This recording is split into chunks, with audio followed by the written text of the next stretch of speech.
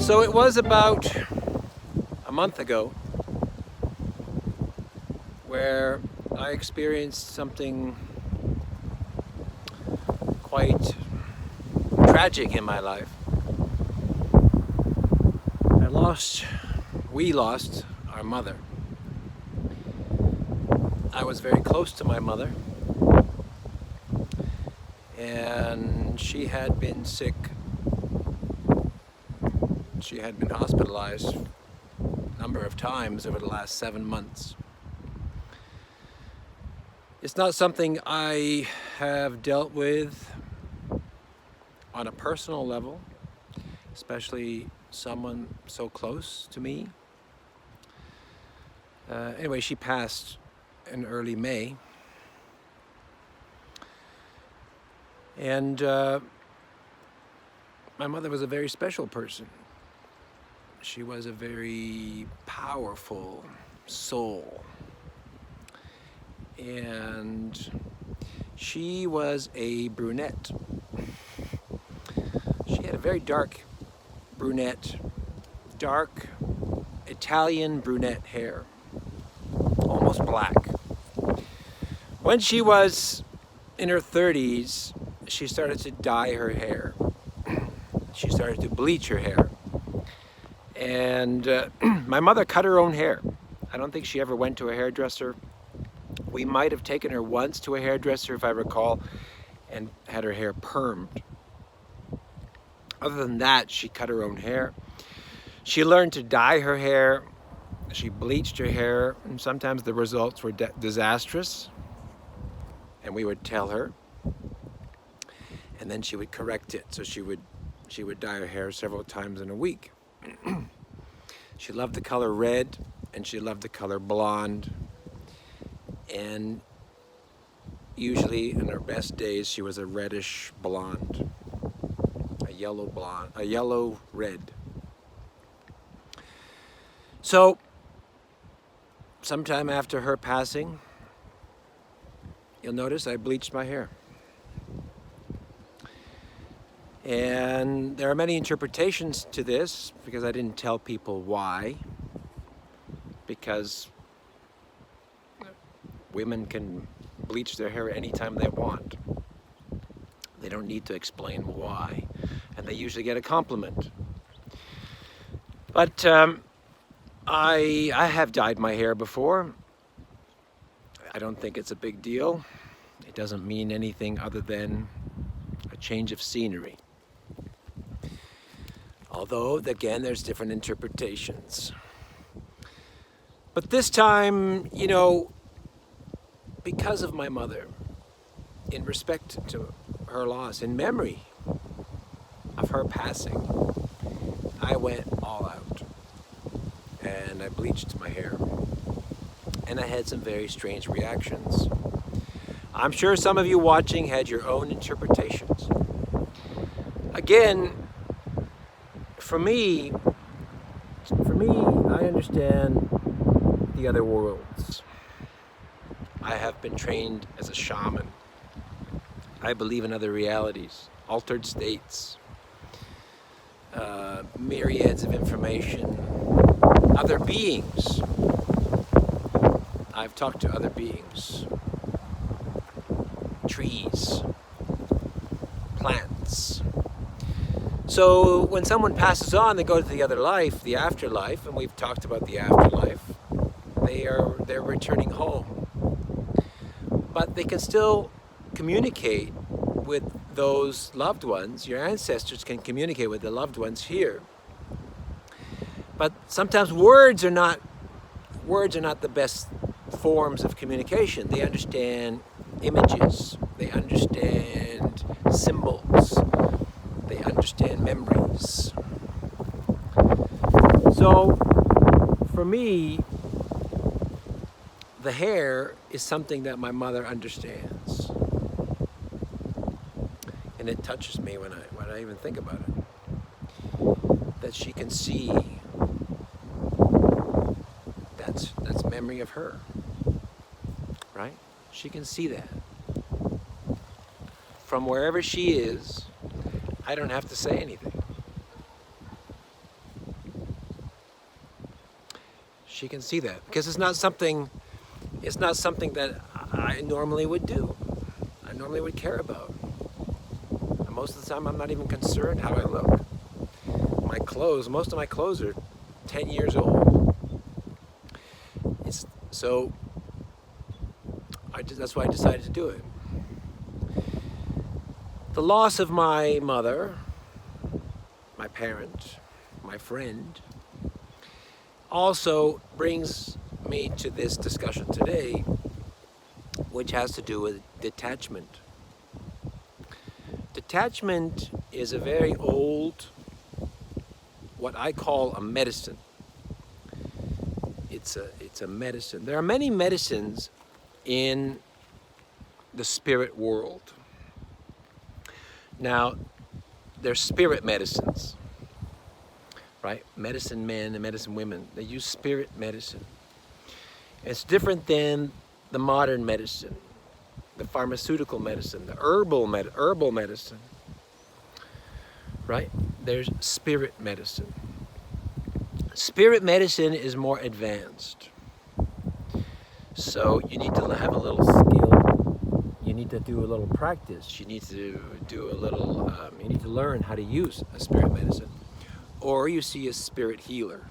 You see a shaman, and they use spirit medicine. People are using spirit medicines more and more to some extent. So detachment is one of these medicines. It's a very powerful medicine. In a lesser form, you say, well, it's letting go. Letting go is a derivative. It's a lighter medicine, right? There's different levels of this medicine. I think going forward, I will introduce some of these medicines, like detachment. And there are a number of them. Again, to me, this is more advanced. But in my situation, I was dealing with a very important life change, which was the loss of my mother, our mother.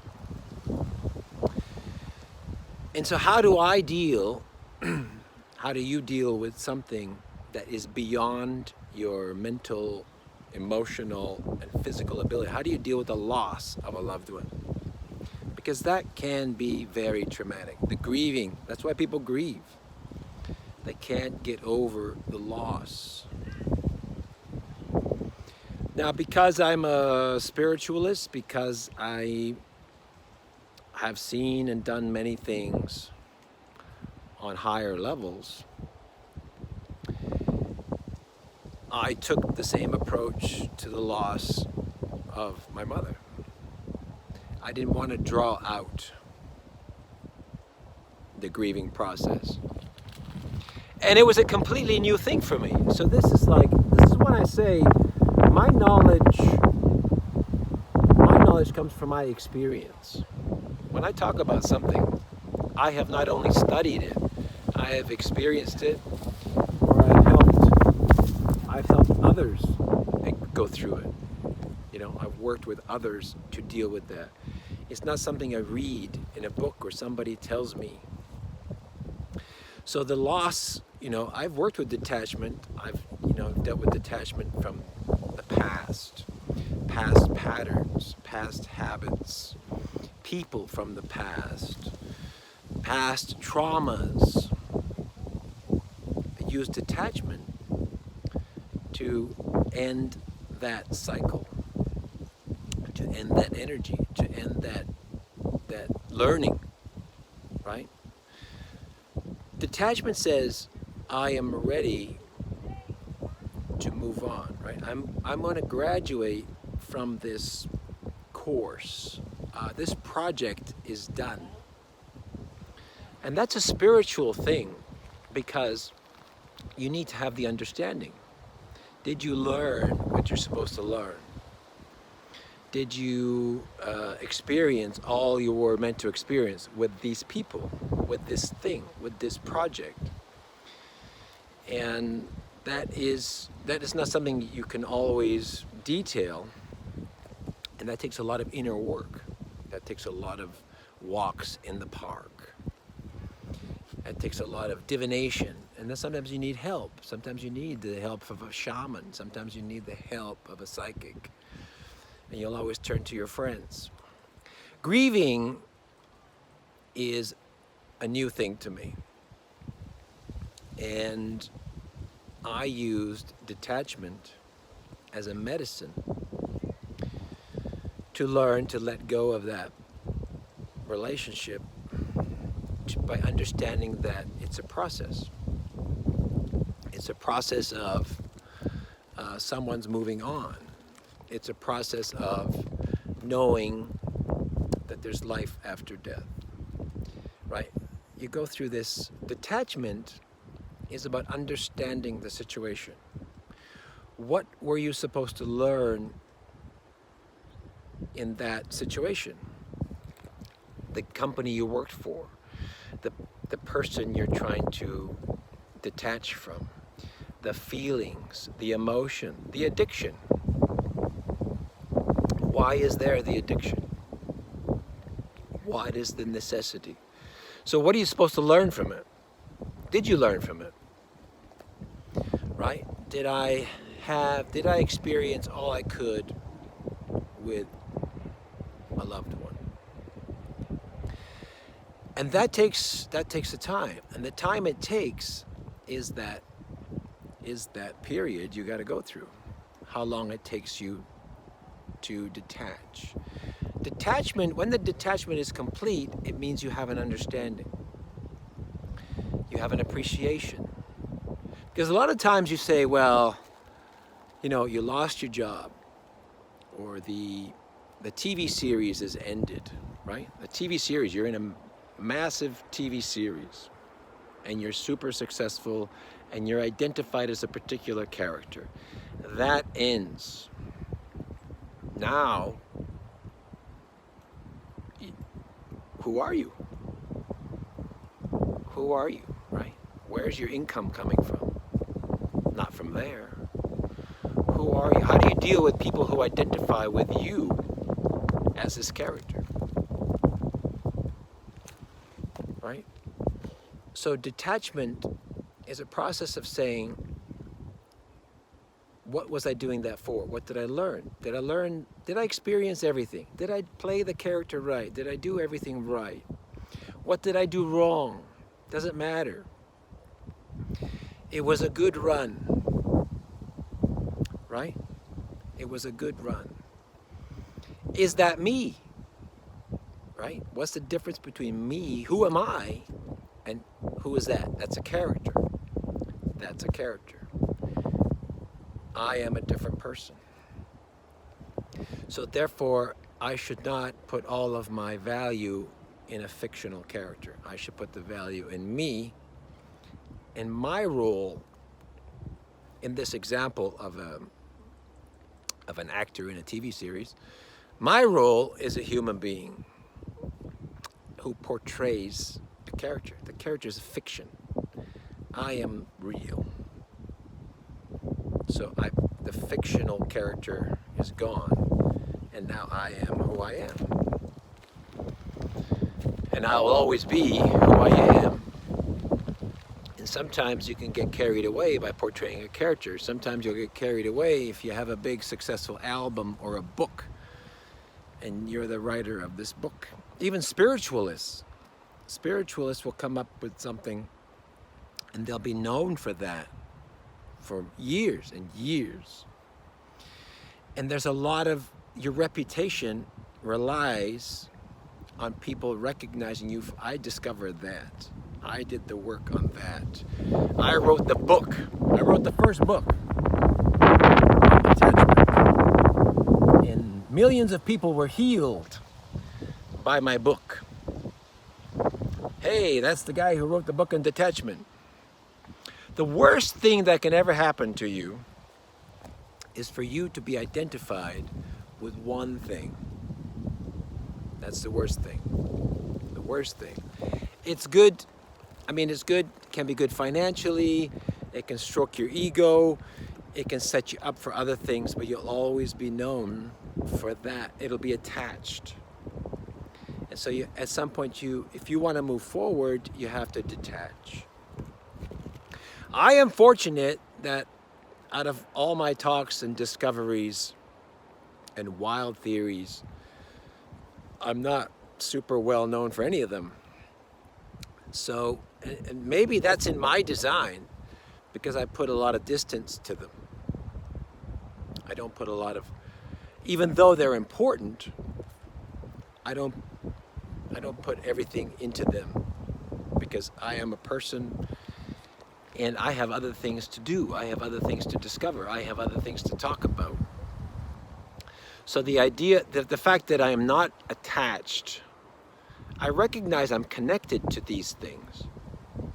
You know, the star beings, and to the androids, and incarnation, magic, reality magic.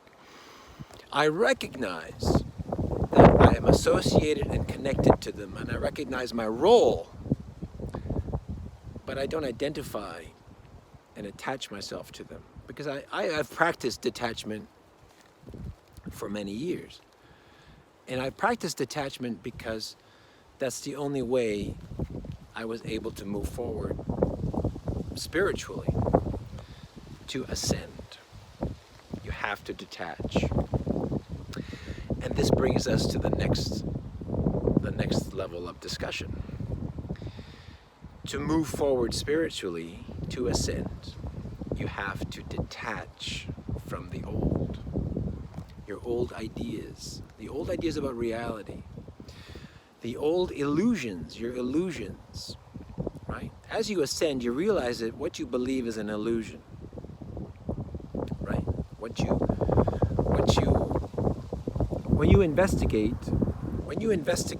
and you research and you do something, you realize you were believing in illusions, and when those illusions don't serve you anymore, you detach, right? You move on. We say, I'm moving on. I'm letting go. We use different words. I'm using the word detachment. You can say, I'm moving on. I've let go. The past is behind me. That's when you use that kind of language, is you're realizing, you're understanding the purpose of that project, that association, that person, the career, and you're realizing what you learned, and you're saying, well, I'm going to take what I learned and I'm going to do something more, because I am more. I am not that. I am not my divorce. I am not the mistakes of my past. I am not that terrible music album that I released when I was 19. I am more. The loss of a loved one, yes, the loss of a loved one is sad. But the person you lose is not you. You are yourself. I am myself. I am a sovereign being. If somebody dies, that does not destroy who I am. It just means I have to redefine who I am. I have to redefine who I am. If I cannot redefine who I am, that's when I fall into the grief and the depression and to suicide, because I cannot accept the loss. And that's where we go detachment, right? Detachment says, I am not those things. This is what I learned. This is where I was wrong. This is where I made mistakes. And detachment, you have to be really honest. You have to say, I was wrong here. And you have to say, they were wrong here. They were wrong here. I was wrong there. I learned a lot of things, and I take those things and I say, okay, I close the chapter. See the words I'm using? Closing the chapter, moving on, letting go. It's called detachment. Detachment is a spiritual term. So in ancient times, the Buddhists and the Hinduists would practice detachment. When you went to see a monk and you're having some issue, the monk would say, practice detachment. Nothing else. They would say detachment. That's a medicine. It's very powerful. Say, well, practice detachment. And they will give you a prayer, a chant for detachment. Time to move on. Time to let go. That phase is over.